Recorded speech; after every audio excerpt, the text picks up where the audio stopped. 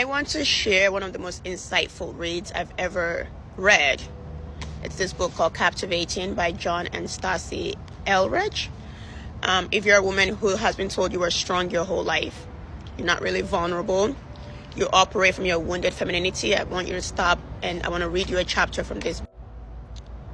It is a Christian book about Christian marriages. If you do aspire to be a wife one day, or you're in a marriage already and you feel like you're not allowed to be completely feminine and you don't know why you can't be soft in your marriage, this is a great book for it. It was recommended to me by a brilliant man.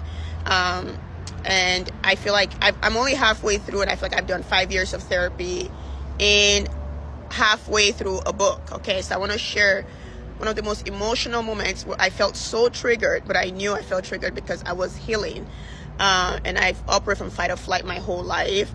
And I want to share it with any other woman who considers herself strong but wants to be soft so bad. It's called Dominating Woman. I just want to read a quick excerpt to you. It says, fallen Eve controls her relationships. She refuses to be vulnerable. And if she cannot secure her relationship, then she kills our heart's longing for intimacy so that she will be safe and in control. She becomes a woman who doesn't need anyone, especially a man. How this plays out over the course of her life and how the wounds of her childhood shape her heart's conviction are often a complex story, one worth looking into.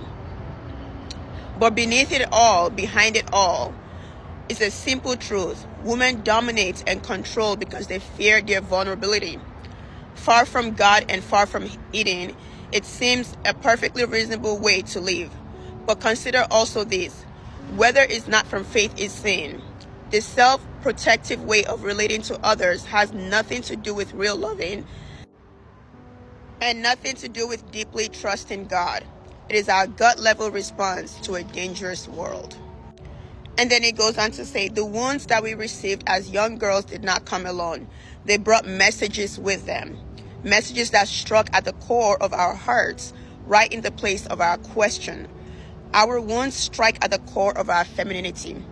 The damage done to our feminine hearts through the wounds we received is made much worse by the horrible things we believe about ourselves as a result.